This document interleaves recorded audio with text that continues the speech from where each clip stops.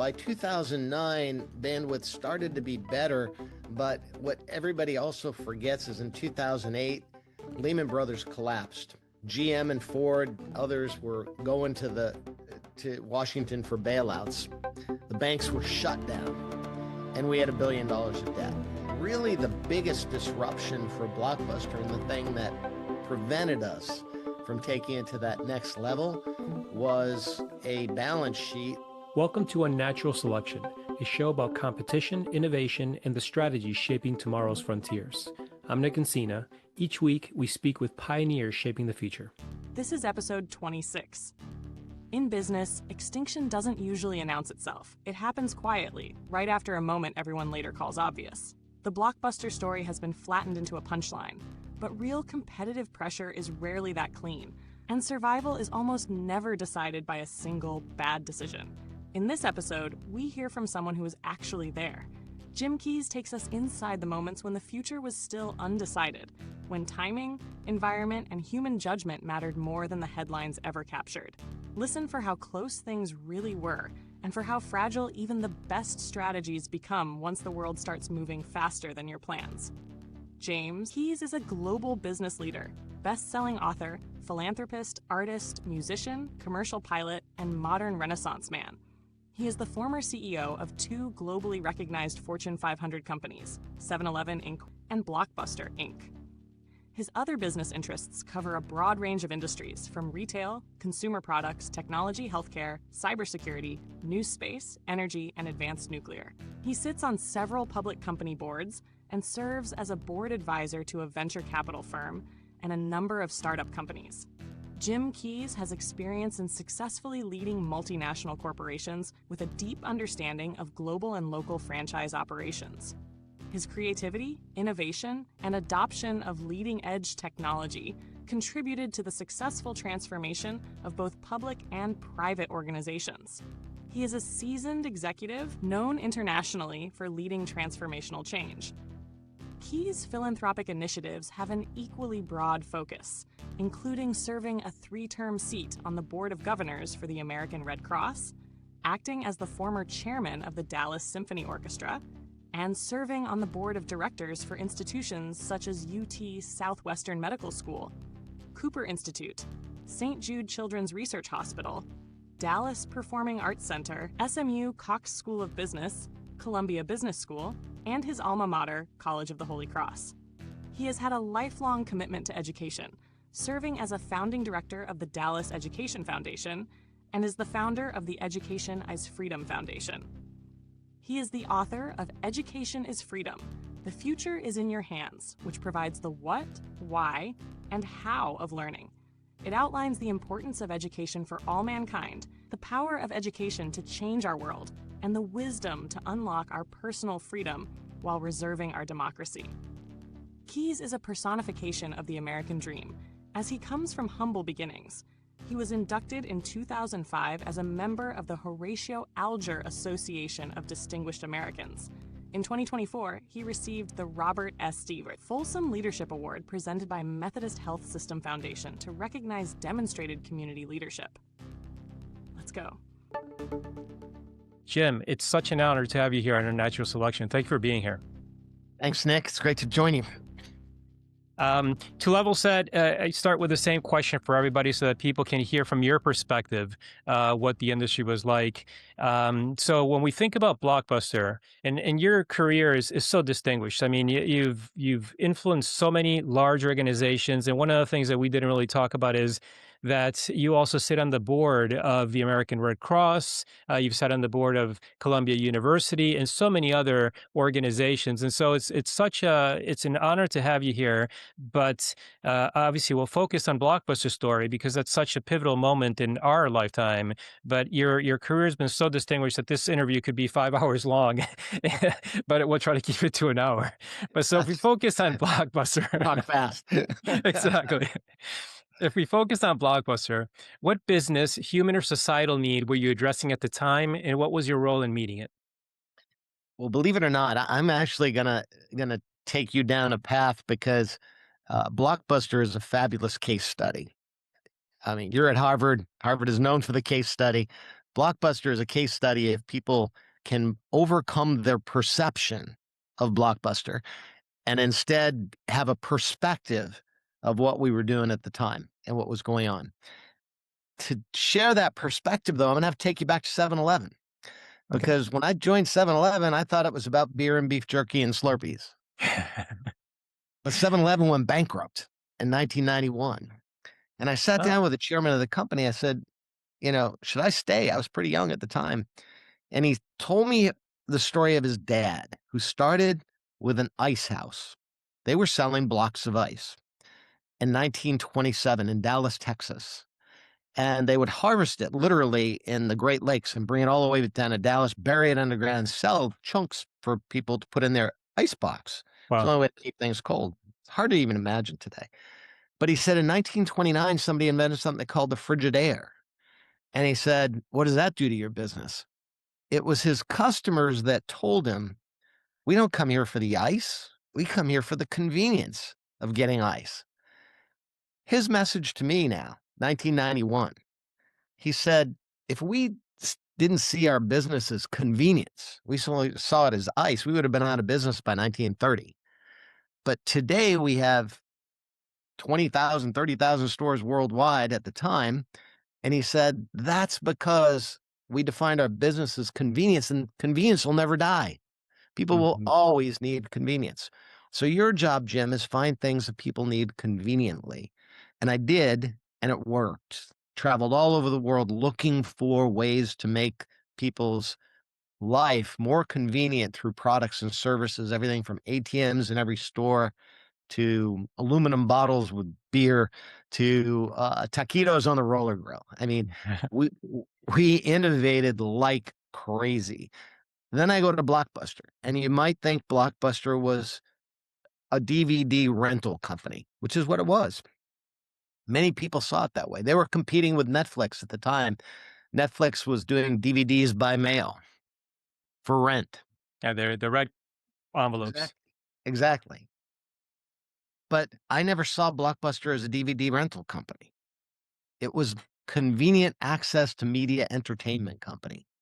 That meant my job as CEO was to find how to deliver content where, when, and how people wanted to see it. That meant obviously streaming, but it was an evolution to streaming because we were ahead of our time. We didn't have the bandwidth, we didn't have smart TVs. Even the iPhone wasn't invented until 2007, the year I arrived at Blockbuster. So yeah, it was that was the purpose, was convenient access to media entertainment. That's the challenge we were trying to solve for the ultimate consumer. That's fascinating. It's yeah, it's refreshing to hear you say that very broad perspective, which is like Blockbuster wasn't about rentals. It was about convenience and making entertainment at home as convenient as possible. Exactly. Um, and that's my purpose also for looking into these case studies. It's in retrospect, it's so easy for people to look back and say, "Oh, you should have done this. Oh, you should have Oh, yeah. seen the writing on the wall." And I've been innovating a long time in healthcare and biomedicine, including in companies where you see the writing on the wall as things start changing, but it's never so straightforward, right? I mean, when you're Right. sitting there, you have a business that's been printing money for decades. You have an interesting business model, maybe a startup that comes around that's like, okay, that looks interesting, but who knows? Startups come up and go, and trends change. You have stakeholders, you have shareholders, you have investors, you have institutional inertia, you have a culture and skill sets that are hired into an organization, and so yeah, I mean, years later you can look back and be like, well, this or that, but when you're in those seats, it's really not that straightforward to say we should cannibalize our own business because of this interesting idea that's popping up. Well, but it it it it actually was, though. It's not Mm, as straightforward, but the perception of Blockbuster is that they didn't, that they got beat by Netflix to the technology solution. The reality, I'll share the reality with you because it's totally counter to all the perceptions that are out there. In the year 2000, this is Netflix was still doing DVD, just starting up with DVDs by mail. In the year 2000, Blockbuster partnered with Enron. Very few people realize this. Wow. Enron had quietly bought up Spectrum. So they were sitting on the technological capability to stream video before anybody else was even thinking about streaming video. Mark Cuban was just getting started with his broadcast.com, I think it was, and there were a couple of um, just startup streaming companies, but there was no bandwidth. So Enron was trying to corner the market on bandwidth by buying up all this spectrum. Then they partnered with Blockbuster to be able to have a use for that spectrum, that bandwidth with streaming movies. This was Hmm. way, way ahead. We're talking 10 years before there was any practical application or ability for the consumer to stream on devices. Now, why did that fail? Well, we all know what happened with Enron. They Yeah. got themselves sideways with financial misdoings and blah, blah, blah. And unfortunately, that bandwidth then was sold, et cetera. Now, who bought the bandwidth? Much of it was then acquired, the spectrum, by Dish Networks. Charlie Ergen, the founder of Dish Networks. You take this story full circle. Who did I sell Blockbuster to after a restructuring? Dish Networks. Oh, For this interesting. very purpose of deploying that spectrum to make the most convenient access to media entertainment. Blockbuster was way ahead of its time and way ahead of Netflix in the use of technology for streaming. Wow, that's fascinating. I really did not know that, and it definitely paints an entire new light on that dynamic that was happening at the time. Because I know that, especially in your tenure, you actually tried to bring in streaming into Blockbuster as well. I did not know about this other side of what was happening, and yeah, I remember 2000. The bandwidth was incredibly low. You couldn't imagine streaming movies at the time. I mean, it was just hard getting email. Exactly, exactly. Remember the dial-ups and the Yeah. you Yeah, know? the modems and everything Oh, that sometimes they work, sometimes they didn't. Take 30 seconds just to connect.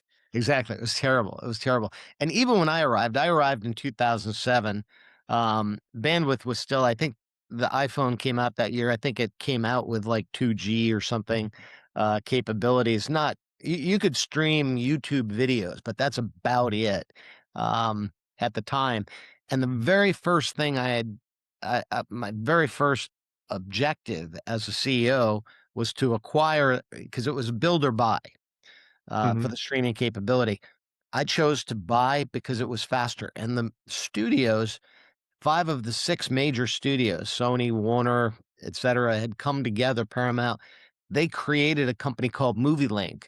And not only did they have the technology to stream, but they digitized 3,000 of the newest titles, Hmm. which was a huge advantage because 80% of Blockbuster's rental business was new releases, that new Yeah, release wall. And so here's the studios digitizing all of those new releases, packaging up in a streaming company called MovieLink that we acquired in 2007, renamed Blockbuster On Demand. that's right. But there was still no place to stream. It was kids with an Xbox was about the only ones with a device that was capable Mhm. of streaming. And then they had to have amazing Wi-Fi to be able to avoid the buffering and all that stuff. So we were just ahead of our time. It sounds like it. I mean, again, back when you think in retrospect, without having that inside view, you could almost think that maybe Blockbuster sat on the success of its business and rentals and physical sites, which I actually remember fondly. I used to I used to look forward every Friday or Saturday to go there with my family and pick out the video. And there was almost an excitement too about finding that latest movie with a little Yeah, bit of fear because you always fear like, is it going to be totally sold out? exactly. Exactly. Yeah, so it was an adventure. Whereas, looking streaming today, looking for a movie to watch is less of an adventure, more a convenience. There was an adventure for, especially as the little kid, to go to Blockbuster. And it's interesting to see that you saw the writing on the wall when it comes to technology, because even back then, I mean, like we said, streaming was woefully, it was painful using it, but you guys had the foresight to say, yeah, it's bad now, but it's going to get better, and Yeah. streaming movies will become a thing. But it sounds like you guys were just ahead, like maybe a decade ahead of that. Well, we were just ahead, and it wasn't really, well, first it was a decade ahead, but then as we got closer, by 2009, bandwidth started to be better. But what everybody also forgets is in 2008, Lehman Brothers collapsed. GM and Ford, others were going to Washington for bailouts. The banks were shut down, and we had $1 billion of debt. Wow. And so really the biggest disruption for Blockbuster, and the thing that prevented us from taking it to that next level, was a balance sheet that, I inherited when I arrived in 2007. And unfortunately, had I gone with my first objective, which is to take the company private, do a buyout, and keep it a private entity while we did the transformation, I would have refinanced all the debt in 2007. We would have sailed right through the financial crisis, never bat an eyelash. But unfortunately, I kicked the can, and thinking that I'll get a better interest rate after improving the EBITDA of the company. But by 2009, it was virtually impossible to get that debt refinanced. Wow. So it caused us to then to have to restructure the company. And still, we had a good outcome. We had a sale to Dish Network, who was sitting on all this bandwidth with a very different vision of the future of streaming. Their vision was to use that spectrum, that bandwidth, acquire a T-Mobile or a mobility company, and go straight to mobility and bring that mobility, that carrier, up to 5G or more, so that the most convenient way to stream movies would have been to download immediately to your device in a matter of seconds, and then upload to any big screen that you want, anywhere, anytime. That was the vision. But again, Dish was ahead of its time. We're Hmm. just now getting to 5G, real 5G. And even in the United States, this isn't as robust a 5G wireless capability as we find in other countries. That window of time caused Dish to say, let's just shut it down for now. They shut the stores down, and decided to discontinue Blockbuster on demand.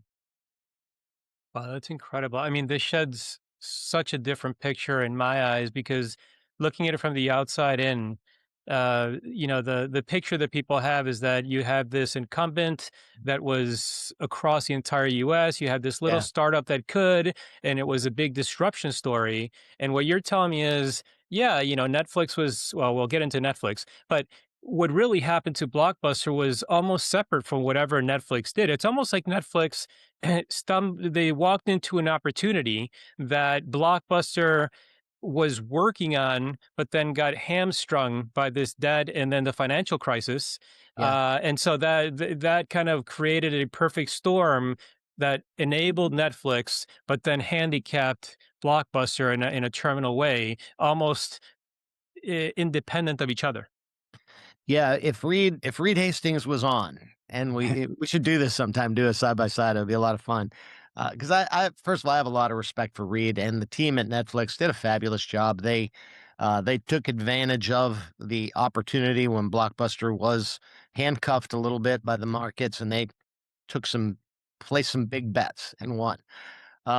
We can talk about those in a minute, but um, Reed would tell you that Blockbuster was in a position at least 3 or 4 times to crush them. And here's one of them. We had a chance to acquire 60% of the long tail content. When Netflix started streaming, this is what they streamed, a bunch of old movies.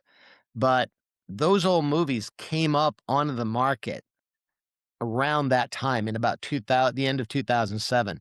They brought it to us. Paramount brought it to us as an opportunity exclusively for Blockbuster. So for $100 million a year, we could have acquired 60% of the long tail content. That meant everything but Disney and HBO, basically, that they weren't Wow. going to give theirs up. We would have owned that exclusively, which would have left Netflix with nothing to stream. But they would have had to go create new content from scratch, which would have been very difficult without a base of streaming. And so why didn't we do that? Well, it was right around that time that the financial markets were collapsing. $100 million commitment per year in 2008 going forward, when we didn't know how long it would take for the bandwidth to really kick in, could have bankrupted Blockbuster had we made that decision. So the board turned it down. But here's another piece of the puzzle. Around the same time, we're talking to Google. Google was basically getting grief from the studios because kids were streaming movie content free on YouTube. Hmm. Google wanted to find a way to fix that and satisfy the studios. So we, with Google and the studios, put together a JV structure where Google and Blockbuster would exist side by side. YouTube, everything free. Blockbuster, everything paid on the Interesting. Google platform. Total aggregation, we would have, with that deal, acquired the exclusive content for Longtail. So now we would have been able to provide a total aggregation, old movies, new movies, virtually anything you want to see, TV, basically on the Google platform through the Blockbuster On Demand brand. That deal was signed by my board. It was with the Google board when someone leaked to the press that Blockbuster may file for bankruptcy. Oh, I know. I know. wow. I know. You were like hours away from Hours. having that deal. Absolute dominance, I don't even know if Reed knows how close we were. He knows that when we ultimately turned down the exclusive on the content, that opened the window for him to come in and get a non-exclusive deal on the content. Uh-huh. And that's when he started streaming. I don't think he had any idea that we were that close on a Google deal. It's incredible. So one of the things that I want to do with this is the stream of questions that I'm asking you are very neutral because the objective is to get your perspective, and then side by side somebody in Netflix. I hadn't thought about having you both on at the same time, but I'll definitely bring it up and see, because it'd be amazing to just kind of have a retrospective from these two very different sides. Yeah. Because yeah, like you said, I mean, I'm sure there are tons of things that Reed has no idea about, and maybe things as well that he was looking into that to this day you weren't aware of. Oh yeah. Yeah. I mean, they did some innovative things. They were first to put a box in the market with Roku. We were, instead of trying to do Roku, we were talking to the big TV manufacturers. I was trying to get inside of Sony and Samsung with a smart TV, which was a bit of a bigger challenge. Neither of us were going to get allowed into Apple because they saw themselves as a streaming Yeah. uh, player into the future. So yeah, it was fascinating times. And Netflix dodged the bullet a couple of times because Dish then had a chance now, because Dish had strong studio relationships. Now they're the obviously satellite TV provider, very strong studio relationships. They could have really put a hurt on Netflix streaming capabilities. Um, but around that time, just as Dish was trying to decide, do we even stay in the business? Netflix, I like to say, placed the big bet. It was $100 million investment that they put out on House of Cards. Nobody Oh, nobody did this. I mean, there was no binge watching back then. Netflix had a bunch of old yeah. movies, right? And people Hmm. were bored with the content. It was like, why am I paying $9.99 a month for a bunch of old movies that I don't really even want to see? They rolled the dice. They went from a distribution company now to a production company, in effect, which is a big, big difference. And and it could have failed. It would have put them under potentially, I think, that kind of a chance that they took. But obviously, House of Cards wildly successful. That's incredible. I mean, as you're bringing some of these things up, they're jogging my memory because I obviously lived through them. And I remember House of Cards coming out. And the funny thing is, I look back and until you mentioned it, I don't even remember watching it on Netflix. It could have been HBO for all I know. It's been so long ago. But I Yeah, remember it having such a profound effect on just the discussion with people. Everybody was talking about House of Cards, and it didn't. And even if I remember that it was Netflix, again, not having been in the industry, I wouldn't have known that it was such a wild bet that they just happened to hit it out of the ballpark, but it could have actually crushed them if it hadn't have worked out. yeah. I mean, $100 million on one production, and maybe it wouldn't have crushed them, but it would have hurt them pretty badly. Yeah, And really and it badly. and it did the opposite because it created now a whole market for binge watching, for a new approach to content. And I like I said, I have a lot of respect for Reed and the team. They invented that idea of a new form of entertainment. It wasn't long form, it wasn't TV. It was now package it all up in a season, watch it all together, watch it, 1 week at a time, whatever you want. Convenient access to media entertainment is what they did. So they ultimately were successful with it, and I credit You know, them for that. the interesting thing is I've seen over the last couple of years people rolling that back, that convenience of binge watching, and I live for it because Yeah, I don't want to wait a week for that next episode. But I see different companies like HBO, Cinemax, and others now they're back to releasing streaming once a week, which, to your very point, it eliminates that convenience. yeah, yeah, exactly. And they'll keep going back and forth and trying different things, but, yeah, the industry is still evolving and will continue to evolve, but I think the winners will be those that recognize it is about convenience, and the one missing piece today that if I had the Blockbuster brand, and you never know, Dish may come back and reintroduce it at some point. It still has huge popularity all over the world. Everywhere Hmm. I go, and I've been speaking in Australia, the Middle East, and people come up and they show me their Blockbuster card. You know, it's a Yeah. darkest thing. I'm like, "You still carry that?" It's just like, "Why?" I love those little things. The dark blue with Yeah, yeah. the laminate. Yeah, they're laminated cards. There are people that still have them in their wallet after all. Yeah, I can't part with it, you know? It's funny. that's amazing. Yeah.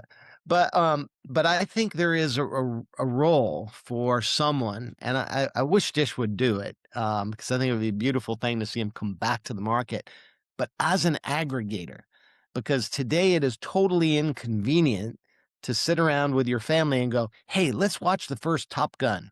Hmm, Yeah. where it is. Mhm. Is it Hulu? Is it Netflix? Is it Disney? Is it and that's a pain, that's inconvenient, right? So someone's gonna aggregate. I I I I agree. I don't know who will have the best chance, but I I think there are some with deep enough pockets that they will pull it off. Maybe it'll be You Netflix, know, or no. I was going to ask you because I believe Blockbuster still exists. It's Oh, not yeah. what it used to be, but it still exists.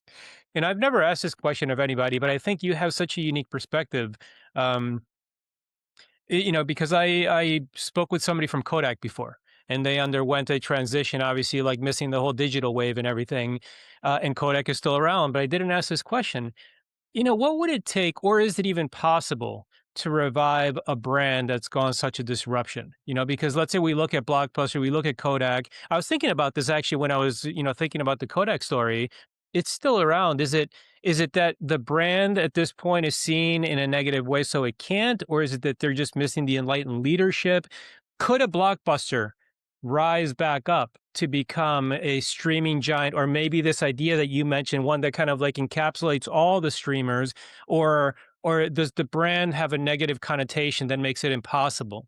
Yeah, I think absolutely it can come back. I mean, if you think about it from and I'm a brand guy. So if I'm gonna start a brand new company, and let's say I wanna be an aggregator in content, am I gonna go out and call it MAGA movie aggregation. Maybe Yeah. not. Yeah, I think that one's already taken. Yeah. But am I gonna start a brand new brand that no one's ever heard of and have to build awareness? Or do I wanna go out and go, "Hey, I'm bringing Blockbuster back."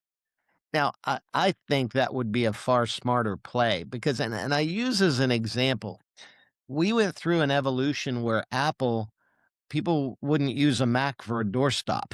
I don't Mhm. know if you remember, I but do. we had that period of time where they were really struggling and their devices were kinda, it's before the iPhone came out and the Mac was kinda clunky and they tried putting colors on it and doing different things, but it was the operating system that wasn't as convenient because it Yeah, it didn't was very come with closed. other devices, yeah. Yeah. Very close, very close, and then the iPhone was introduced, it changed everything. It completely reinvigorated the Apple brand. Now, would the iPhone has been as popular if Jobs came out and said, "We're gonna call this the job phone"? I don't know. Yeah. You know, maybe that wouldn't be that catchy. But I think he had a jump start because people already knew what Apple was. You didn't have to teach them what Apple was. They already Mhm. had a history of innovation. They had just kind of lost their way. And so reintroducing, reinventing Apple with a new device, I think was easier because it was already Apple. Well, that's why I asked the question. Kodak at this point has been gone enough that a whole generation probably doesn't remember. But Blockbuster's been, it's a recent enough story. And again, we spoke about earlier as a kid, I had this nostalgia of going to Blockbuster. It still signifies this kind of like American family Does. entertainment, convenience. It does signify a sense of adventure and you almost need it more than ever in a time where we're dealing with all kinds of disruption and geopolitics and warfare and misinformation online. It almost feels like you kind of need a little bit of wholesome back into our Yeah. family lives. Yeah, exactly. In fact, that would be if I brought Blockbuster back. If I that's hard to say. If I brought Blockbuster back. It's a tongue twister. It really is. It Make would. sure that's not your marketing campaign. Yeah, Bringing no, Blockbuster back. I definitely couldn't be the spokesperson for it. But if I did, it would probably be as that wholesome entertainment because people used to say, "Jim, you guys could make a lot more money if sold, like, put a little section of X-rated movies in the back of the store." Oh yeah. We would have lost the family business, but it was that safe place that turn your Hmm. kids loose, go pick up any movie you want. Uh, Exactly. and that really worked for us, and I think you're right. I think that's part of the, you know, ethos that became, Blockbuster and became American Family, life, and I think it could come back in that fashion. Yeah, I mean, even thinking back as a kid, even the way that the internal stores, which they all look very, very similar, if not identical, um, the layout was such that the aisles were very wide, the shelving was low, and the Yeah, lighting was very light. And so, even I didn't have kids, I was a kid, but running in there, my dad or my family they didn't have to run around after me fearing for where I was going to go because they could always kind of see me yeah, and the kids section was always in a certain area so they knew where they're going to find me and yep, so it was more than just the brand and the service. Even the layout internally was designed in such a way that was very family friendly. yeah, exactly, exactly. Yeah, no, So that's fascinating. it definitely works. Yeah. You And know please. Go ahead, go ahead. So when we think about um Netflix, what did the company represent to you in those early days? It sounds like it was less of a threat than I anticipated. I mean, they probably were a little bit. They were a startup. They were doing something new. They were not as constrained by the same limitations that a huge organization was. Um, but were they just a curiosity? Were they any kind of a threat? Were they a motivator? You were a good competitor. I think, I'm a classic capitalist that, thinks competition's good. I don't see them as the enemy. I see them as making us better. And now I did see Netflix playing a bit of a different game because they made their mark by taking old movies and having an algorithm that would recommend old movies to people. And there was a certain audience for that. And they did really well with that algorithm and by making something out of nothing. Because frankly, like I said, our business, 80% new releases. We had lots of old movies, but nobody really came to Blockbuster to go find some obscure, well, 20% of the people did. And usually they did when the new releases were out of stock. So then they Yeah. said, "Oh, damn it. Okay, I'll go rent something else." Uh-huh. And that was by design back in the old days. They would literally have limited inventory of the new releases to push people into the rest of the I store. I mean, I remember there was I know you're jogging my memory. I remember there was a bin where people would return the videos. And, Yeah. if you couldn't find your video, the first place you'd go there and hope that an attendant was so nice that they'd look for it for you. Exactly. That's exactly right. Exactly right. It was something called design dissatisfaction or something like that. I was like, "God, you can't." They were still doing it when I got there. I was like, "Guys, you can't do that now with Netflix because we'll just push customers into the Yeah. competition." Or Redbox had come out. But yeah, Netflix, I used to describe it like this. We're playing football, they're playing soccer. Similar but different. Mhm. They were chasing that subscription business. Ours was an à la carte business. People didn't subscribe to Blockbuster. They came in and rented movies by the movie because usually they wanted the new release. Now, the economics of a new release, if you just spent 500 million bucks to make a brand new hit movie, you put it in the theaters for 2 months, and then you put it into the buy the movie rental. It doesn't hit the subscription business like HBO was the original HBO and Showtime with the original subscription models. Oh, yeah. That's like the all you can eat buffet. You're not Mhm. gonna find prime rib or, New York strip in the all you can Yeah. eat buffet, That's so right? true. It's Yeah. gonna be kind of the old stuff that's been sitting around under the heat lamps for a while. And that's what Netflix made, their business on, which was fine. They did great with it, and it was a great platform to then launch into making their own TV, productions and binge watching and all that kinda stuff. But that really wasn't our core business. Our core business was 80% pay-per-view, if you will. Mhm. So, I remember one time I was criticized. In fact, if you Google me, you might even find that quote today. I was on an investor call, and they said, "Well, what do you think about Netflix as a competition and Redbox? Aren't they the competition?" I said, not really. The competition for Blockbuster isn't Netflix." Now, the my quote gets truncated there and will show up as Key's CEO of 7-Eleven. My competition is Netflix, and look at their market cap today, and Blockbuster's got, right? Mhm. The rest of the quote was Google and Apple are, because I Mhm. knew that they had the platform, the technology, the deeper pockets than Netflix at the time to be able to be that aggregator and to be able to offer pay-per-view, à la carte movies, which was a Uh, very different market than what Netflix was chasing at the time. mhm. So, I still think that that model is a little blurred right now. People think, "Well, it's just subscription business." I don't know if Netflix will ever go into the pay-per-view to have the newest of releases or instead make their own because the only new releases you'll find on Netflix is what they make themselves, right? And that's a very different model. So I'm not sure where that industry will go, but yeah, that was the difference. That's why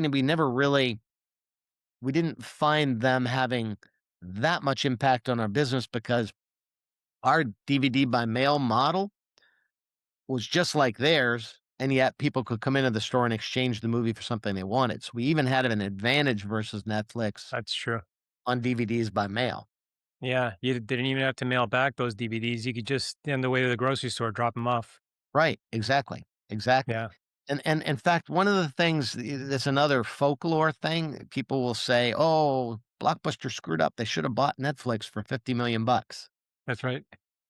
That rumor's been out there. I think Mark Rudolph has been out using that on the speaking tour or something. He was one of Reed's partners back in the early days. Yeah, they could have bought us for 50 million bucks. How stupid was that? Hmm. Well, I don't know how stupid it was. It was in the year 2000. And Yeah. Netflix stocks was 79 cents and they were about to go down. That's why they went to Hmm. Blockbuster. They were really struggling at the time. And Blockbuster could do exactly the same thing with DVDs by mail out of their own warehouses. Hmm. So, And $50 million was a lot of money in 2000. it's a lot of money, especially given what Netflix market cap was at the time. So, Exactly. again, it's one of You those great hindsight's 2020 things. So insightful talking to you. And obviously the Blockbuster Netflix story is compelling, but you have been innovating in so many different ways. I mean, we talked before this interview about your innovation in 7-Eleven. I didn't know that you invented vanilla Coke, that you brought the metal bottles for Budweiser. Um, and you mentioned something a little bit earlier about you welcome competition. It's part of the game. It's part of making you Yeah. better. And so, if I veer into maybe just innovation strategy, because I'd love to hear your perspective from this. Um, how do you view innovation strategy? From the cultural speed hierarchy mindset internally. There's also all kinds of different ways we've alluded to a little bit. There are different theories. The one that I really like are the 10 types of innovation. Can innovate across strategy, systems, experiences, classic stories of like Uber displacing taxis by Yeah. bringing a whole new experience, even though they didn't build new technology or infrastructure, they kind of just launched that sharing economy. Um, and it sounds like you have a very sound view and control of all these things when you're thinking about your business and you try to imbue them inside the organization. So what's your perspective when you walk into a Blockbuster or a 7-Eleven or other organizations? How do you view innovation strategy? And I think part of what you said was convenience. I think Yeah. it sounds to me like you start from that, understand your demographic, what's convenient to them, and then you start working backwards. Is that right? Yeah, but let me take you back because there's a broader definition of innovation that I'll share with you. And I didn't consciously think this way until about a year ago. I put a book out. Well, I started the book several years ago, and the book captures a lot of these stories about innovation and Blockbuster and 7-Eleven, the importance of learning because I see the job of a leader is to continue to learn. But I sat down to write this book, and the first three words I put on paper were change equals opportunity. Because I think that sums up everything about commerce and business. All business starts and ends with something changing, and someone adapts to that change, comes up with a solution, they get compensated for it. And then usually what happens is they get rich, they get big, they get fat, and they stop changing. Yeah. And somebody else changes and takes Hmm. advantage of that. And so change equals opportunity. I wrote those three words on the paper. I stepped back and I looked at them and I went, huh, CEO, the acronym. Change equals, yeah. Uh-huh. But Absolutely. so I own that now. I mean, Uh-huh. I'm out talking all over the world about, I don't care if it's business or if it's just your social life or society or whole countries. Change equals opportunity. And that is, in essence, the role of a leader, the role of a CEO is to embrace change and innovation. And this is the difference, the way I approach a company with innovation. A lot of CEOs say, well, that's not my job. I've got a whole department that does that stuff. Or retailers will say, oh, I'm a retailer. I don't innovate. That's my consumer product companies. They have research departments. Hmm. I think the CEO has to own innovation because the CEO has to be the one that recognizes change in the market and that change equals opportunity. So if I have my entire organization living and breathing with this notion that change isn't bad, it's good, and innovation is at the leading edge of that change, then we're going to win. Hmm. Yeah.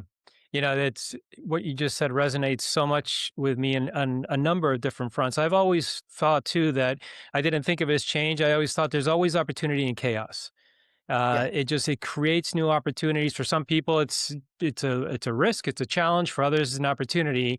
And my entire adult life, actually, since I was a kid. The first time I read this quote had a profound impact on me was from Louis Pasteur, who said that chance favors a prepared mind.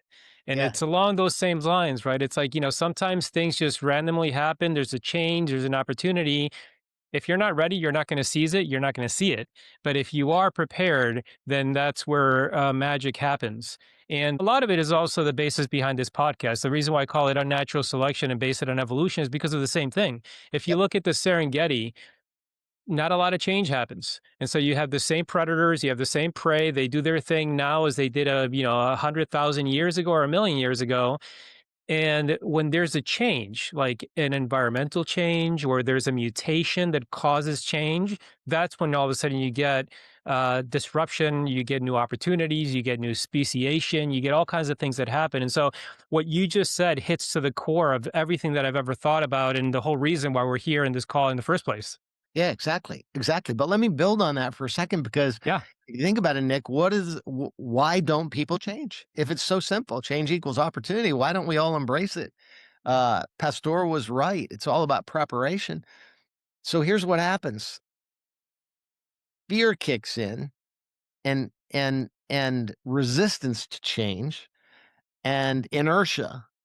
And why is that? And that's because we revert back to our caveman self. We're like, wait, self-preservation. I don't want to change. That's Yeah. scary. Hmm. Um, I'm comfortable with what I know, and I've also been working with trying to coin the expression that certainty is the enemy of opportunity. Because what you know will prevent you from moving forward. Where we learn is in that scary zone where something's different and Hmm. unusual and we don't know. And that's what keeps us moving forward, that uncertainty part. So I basically said that, yes, change equals opportunity, but the really answer to being able to change, to innovate, is change, confidence, and clarity.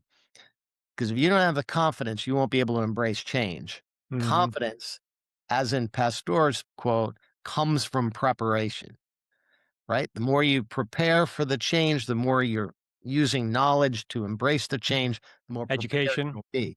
Education, Hmm. exactly, Yeah. exactly. Takes away the fear. Yeah. And then the third piece of the leg of the stool is clarity, because how many times do we people see innovate for the sake of innovation? I mean, they're not really. It's like, wow, look at this cool technology. I can do this. Well, but what's the application for it? Hmm. What are you going to do with it? And so that simplicity, bringing it back to what problem am I trying to solve? And how do I clearly articulate this? Because if I could have the best plan in the world, if people don't understand it, they'll never execute it. Yeah. And so those three things, change, confidence, clarity, I think are the secret to innovation. And once you're freed up, there is no stopping you. You can be completely free to innovate because you'll never be wrong. It's just trial and error.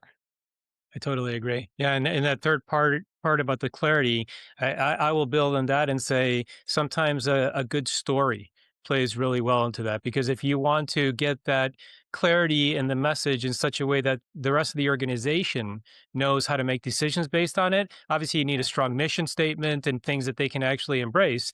But then the story of why you're doing it and who you're solving a problem or why you're making life better for people, I think that also lends to the inspiration behind moving mountains.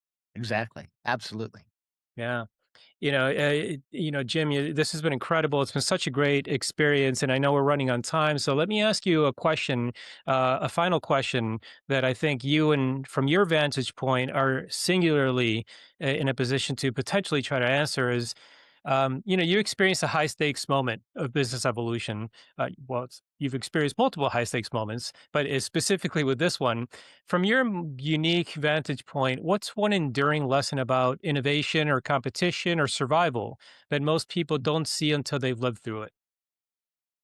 I think the biggest lesson that I've had, Nick, is the idea that this is not personal. Our egos tend to make us feel bad about things. We get some negative press. We're going through a tough time financially. That's a macro environment. There's nothing you can do. And what I've learned through this whole exercise And I literally used it as the subtitle of my book, "The Future's in Your Hands." Hmm. We're we're not in control of those things that happen out there, the macro environment. I can't control a complete meltdown in the worldwide financial markets. What I can control is my reaction to it Hmm. and the things that I do. And as long as I'm using the best knowledge that I have, the best information that I have to make the best decision that I can, I'm going to make that decision in good faith, trusting myself to make that decision because you have to make the call. And once I make it, I'm not going to beat myself up over it if it fails. What I'm going to do is I'm going to learn from that mistake, learn from that failure, and move forward. And that's the biggest learning. The future's in your hands. It starts with each of us. We're in control of our own destiny, and we do the best we can, and it's not personal. Put your ego aside, make the best call you can. That's incredible. I can't tell you how much I've learned from this hour of talking to you. You've opened my eyes not only to the Blockbuster story, but just in so many different ways to just business and life in general, especially with that closing thought. Jim, I want to just take a moment to, first of all, congratulate you on such an extraordinary career. And I know that you stay very active and you speak, you're on a circuit and you influence entrepreneurs and business people all around the world. As you mentioned before, you're going to Australia right after this. But thank you so much for your time. It has been a privilege, and I really look forward to catching up. Maybe we'll do this in 3 ways with Reed at some point. That'd be a lot of fun. I'd love to do it anytime, Nick. I enjoyed it, and thanks for helping to bring enlightenment to everybody. Appreciate it. Perfect. That was Jim Keast, now Unnatural Signals. Jim keeps circling back to convenience as the real selective pressure. Not content, not technology, just how easy life feels to the customer. There's also the reminder that being right isn't enough. Plans can be solid, teams prepared, and still get knocked off course by leaks, macro shifts, or a few badly timed hours. And finally, brand. Not as nostalgia, but as momentum. When a name already lives in people's lives, it can become a shortcut into the future if leaders are willing to move without certainty. These are the moments we tend to erase in hindsight, but they're where survival is actually decided. Thanks for listening to Unnatural Selection. If you enjoyed the episode, subscribe, leave a review, and share it with someone shaping the future. Explore more at unnaturalselection.net and connect with us on LinkedIn and Facebook. Until next time, keep evolving.